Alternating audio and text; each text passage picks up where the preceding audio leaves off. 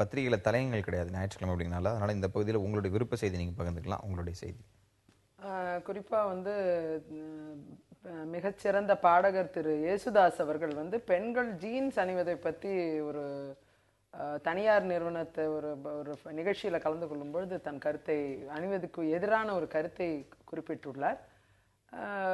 நான் நினைக்கிறேன் இந்த காலகட்டத்தில் பெண்கள் பெரிய அளவில் படிப்பு, திறமை, அறிவு எல்லாவற்றிலும் சிறந்தோங்கி கொண்டு இருக்கிற இந்த சூழ்நிலையில் அவர்களின் உடையை குறித்த விமர்சனம், அது எந்த உடையாக இருந்தாலும் சரி, அது சல்வாராக இருந்தாலும் சரி, சுடிதாராக இருந்தாலும், ஜீன்ஸாக இருந்தாலும் சரி, அது எந்த உடையை குறித்தும் பெண்களை குறித்தின ஒரு விமர்சனத்தை வைப்பது என்பது தவறுன்னு நான் நினைக்கிறேன்.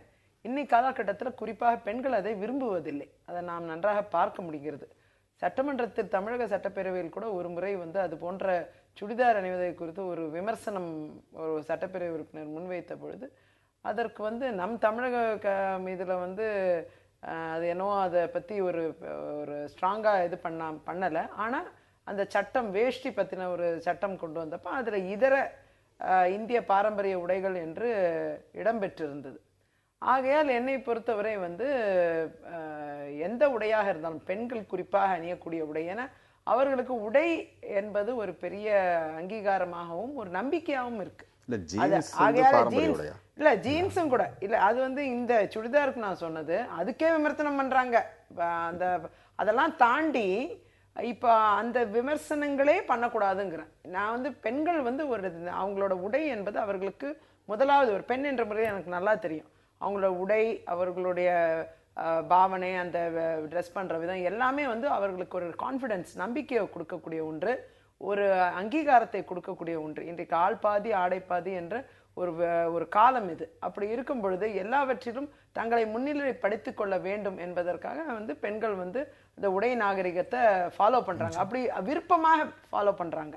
அப்படி இருக்கும் பொழுது இந்த காலகட்டத்தில் இந்த பழைய காலத்தை மாதிரி கற்காலம் மாதிரி பேசுறதுங்கிறது தவறுன்னு நான் நினைக்கிறேன்.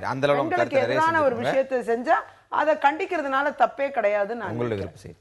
பாரத பூமி பழம்பெரும் பூமி, நீரதன் புதல்வர் இந்நினைவகற்றாதீர்னு மகாகவி, தேசிய கவி பாரதியார் அவர்கள் இந்த மண்ணிலே விடுதலை பெறுவதற்கு முன்பாகவே ஆடுவோமே பள்ளு பாடுவோமே என்று சொல்லி சுதந்திர பள்ளு பாடியவர். பெண் விடுதலை, அது மட்டுமல்ல நம்முடைய தேச விடுதலை ஆகிய அனைத்து விஷயத்திற்கும் முன்னோடியாக திகழ்ந்தவர், இந்தியாவிற்கே வழிகாட்டியாக திகழ்ந்தவர்.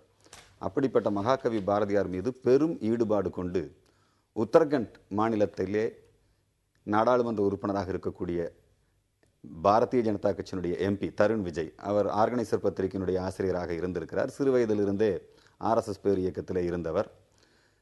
ஆர்எஸ்எஸ்ல நாங்கள்லாம் சின்ன அந்த காலையில் எந்திரிச்சு பிரார்த்தனை செய்கிற பொழுதே தேசத்தினுடைய எல்லா முக்கிய தலைவர்கள், நதிகள், மலைகள் இவற்றையெல்லாம் நாங்கள் நினைவு கூறுவோம். அதில் பாரதியார் பெயர், வள்ளுவர் பெயர்லாம் இருக்குது.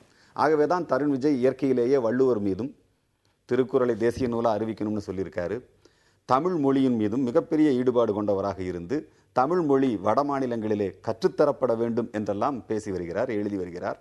நாடாளுமன்றத்திலேயே அதற்குரிய நடவடிக்கைகளை மேற்கொண்டு வருகிறார். அவர் காசியிலே மகாகவி பாரதியார் இருந்த வீட்டை பாரம்பரிய சின்னமாக, நினைவு சின்னமாக அறிவிக்க வேண்டும். அங்கே பாரதியாருடைய பேச்சுக்கள், எழுத்துக்கள், அவர் வாழ்நாள் செய்திகள் தொகுக்கப்பட வேண்டும். அது ஒரு தேசிய நினைவு சின்னமாக மாற்றப்பட வேண்டும். ஒரு முயற்சி. நேரடியாக அங்கே போய் பாரதியாருடைய குடும்பத்தை சார்ந்தவங்களை சந்தித்து பேசி அவர்களுடைய ஒப்புதலையும் பெற்று அதைத் தொடர்ந்து மந்திரியையும் சந்தித்து, சுற்றுலா மந்திரியையும் சந்தித்து இதற்கான ஏற்பாடுகளை செய்வதாக கூறியிருக்கிறார். இது ஒரு நல்ல முயற்சி. தமிழுக்கும் மகாகவி பாரதியாருக்கும் கிடைக்கக்கூடியது ஒரு மாபெரும் அங்கீகாரம். இதற்கு எல்லா கட்சியினரும் ஒத்துழைக்க வேண்டும் என்கின்ற வேண்டுகோளையும் அவர் முன்வைத்திருக்கிறார்.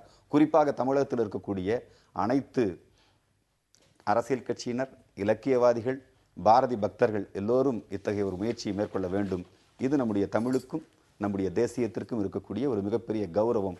இதை நான் சிறப்பு செய்தியாக முன்வைக்கிறேன். கண்டிப்பாக இந்த நேரத்தில் விவாதிப்பதற்கான நேரம் இல்லாதனால இடைவேளைக்கு பிறகு வேறொரு தலைப்பிட்டம் பேசுவோம்.